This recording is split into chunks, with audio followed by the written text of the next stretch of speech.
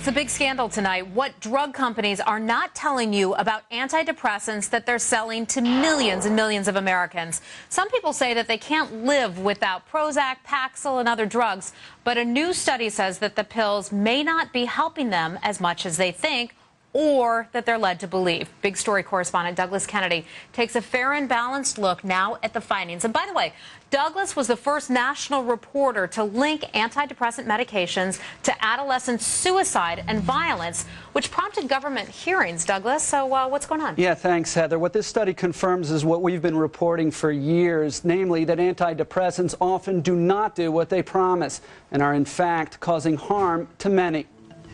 When Lynn Michaels was 37 years old, she contracted Lyme's disease. She says she chose to go on an antidepressant because she wanted to feel better, and the drugs had gotten so much good publicity, both in the media and in their commercials. Talk to your doctor about Zoloft.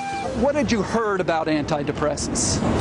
Well, at the time, they were non-habit-forming drugs. There was no risk of addiction, and I could try Paxil, this new miracle drug, and I could see if I liked it, and if not, I could get off of it. But she couldn't get off, even after the drug had stopped working.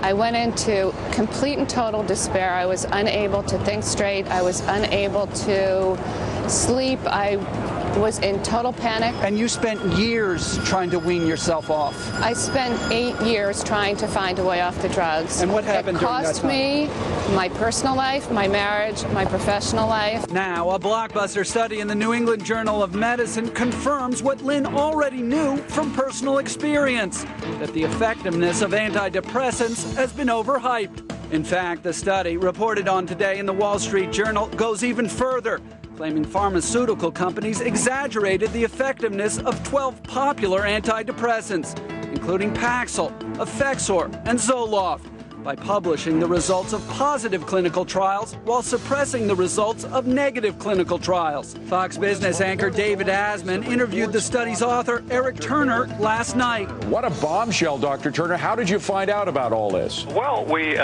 used FDA review documents. I used to be an FDA reviewer and used these documents, which I knew contained information on not only published trials that get published, but also unpublished studies as well. And Turner also found that when a negative study was published, the negative parts of the study were simply left out. But an industry lobbying group calls Turner's report incomplete. Pharma found that its authors neglected to mention the fact that industry and government have already taken proactive steps to make clinical trial information transparent and accessible, meaning negative trials may be available on company websites. But Turner points out most doctors get their information from reading medical journals, and he says those journals have given doctors a skewed view about the effectiveness of antidepressants. There are no long-term studies on the safety or efficacy of any of these drugs. They're very dangerous. Lynn says she's now designed a program to help fellow sufferers wean off antidepressants. That program, she says, can be found at her website, ssriresearch.com. She cautions, however, that no one should try to get off antidepressants cold turkey. She says, John and Heather, it's very important to wean off slowly. Douglas, this antidepressant scandal, aren't, in fact, many people helped by these drugs? You know, that is a question that will certainly be debated for years to come. But where we can all agree is that people should have the information about the drugs before they start taking them, accurate, truthful information, which they have not been getting.